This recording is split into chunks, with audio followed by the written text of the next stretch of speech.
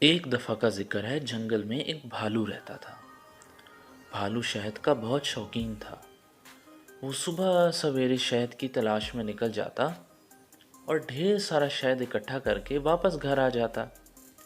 اس شہد کو اپنے گھر میں محفوظ کر کے بھالو مچھلیاں پکڑنے نکل جاتا اور شام کو واپس لوٹتا۔ ایک شام جب بھالو مچھلیاں پکڑ کر واپس پہنچا تو اس کے گھر میں پڑا شہد غائب تھا۔ بھالو حیرت زدہ رہ گیا۔ کس میں اتنی جرت ہے کہ میرا شہد چرائے؟ بھالو زور سے چیخا۔ بھالو ادھر ادھر دیکھنے لگا لیکن اسے کوئی نظر نہ آیا۔ بھالو ابھی اسی سوچ میں گم تھا کہ اسے باز کی آواز سنائی دی۔ خبردار، ہوشیار، جنگل میں چور گھس آیا ہے۔ سارے جانور الو میاں کی بیٹھک پر پہنچو۔ جلدی کرو دوستو، جلدی کرو۔ باز کی آواز پورے جنگل میں گونج رہی تھی۔ بھالو بھی دوسرے جانوروں کی طرح الو کی بیٹھک پر پہنچ گیا۔ جب تمام جانور پہنچ گئے تو الو میاں بولے، دوستو، ایک مصیبت آن پڑی ہے۔ جنگل میں ایک چور گھس آیا ہے۔ باز نے کل رات ہی اسے جنگل میں گھستے دیکھا ہے۔ کل سے جنگل میں چوریوں کا سلسلہ بھی شروع ہو چکا ہے۔ کوے کے انڈے چوری ہو گئے ہیں اور خرگوش میاں کی گاجریں غائب ہو گئی ہیں۔ وہ خبیث میرا شہد بھی لے اڑا ہے۔ بھالو زور سے چیخا۔ اوہو، یہ تو بہت افسوس کی بات ہے۔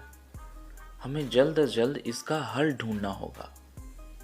الو میاں سر کھجاتے ہوئے بولے، کیوں نہ جنگل میں ایک انوکھا اعلان کیا جائے کہ وہ تمام جانور جو جنگل میں نئے آئے ہیں ان کے لیے کل شام الو میاں کی بیٹھک پر ایک پارٹی کا اہتمام کیا جائے۔ میرا خیال میں یہ چوری جس نے بھی کی ہے وہ جنگل میں سے نہیں ہے بلکہ جنگل سے باہر کا ہے۔ اگر وہ کل شام پارٹی میں آ گیا تو آسانی سے پکڑا جائے گا۔ بھالو نے ایک ہی سانس میں سارا منصوبہ سنا ڈالا۔ سارے جانور بھالو کی تعریف کرنے لگے۔ الو بھی بھالو کے منصوبے سے کافی متاثر ہوا۔ باز نے بھالو کے منصوبے کے مطابق پورے جنگل میں اعلان کروا دیا۔ اگلی شام تمام جانور الو میاں کی بیٹھک پر پہنچ گئے۔ سب کی نظریں کسی نئے مہمان کی تلاش میں تھیں۔ اچانک بھالو کی نظر لومڑی پر پڑی۔ بھالو نے اسے اس جنگل میں پہلے کبھی نہیں دیکھا تھا۔ الو میاں نے باز کو اشارہ کیا اور وہ لومڑی کے پاؤں کے نشانوں کو ڈھونڈتا ہوا اس کے گھر جا پہنچا۔ وہاں جنگل سے چوری کی گئی تمام چیزیں موجود تھیں۔ چور پکڑا جا چکا تھا۔ باز نے یہ خبر الو میاں کو دی۔ لومڑی بہن، تم اس جنگل میں کیا کرنے آئی ہو؟ الو نے لومڑی کو مخاطب کیا۔ الو کے لہجے میں سختی تھی۔ لومڑی خطرے کو بھانپ گئی۔ وہ بھاگنے لگی لیکن بھالو اس کے سامنے آ گیا۔ مجھے اپنے شہد کی قسم، میں تمہیں کچا چبا جاؤں گا، بھالو چیخا۔ لومڑی زور زور سے رونے لگی۔ مجھے معاف کر دو بھالو، دراصل میں پاس والے جنگل میں رہتی ہوں۔ میں شکار کی تلاش میں نکلی تھی لیکن زخمی ہو گئی۔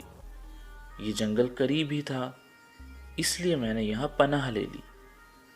زخمی ہونے کی وجہ سے میں شکار نہیں کر سکتی تھی، اس لیے میں نے چوری کرنا شروع کر دی۔ یہ جانتے ہوئے بھی کہ چوری کرنا ایک برا عمل ہے؟ الو نے پوچھا۔ میں مجبور تھی الو بھائی، لومڑی نے جواب دیا۔ تم اس جنگل کے جانوروں سے مدد لے سکتی تھی، ہم سب خوشی خوشی تمہاری مدد کرتے، لیکن تم نے ایک برا راستہ اختیار کیا۔ یہ اس جنگل کے قانون کے خلاف ہے۔ تمہیں یہ جنگل چھوڑ کر جانا ہوگا۔ چوری کرنے والے کے لیے اس جنگل میں کوئی جگہ نہیں ہے۔ الو نے فیصلہ سنا دیا۔ لومڑی جنگل چھوڑ کر چلی گئی اور جنگل کے تمام جانور ایک بار پھر ہنسی خوشی رہنے لگے۔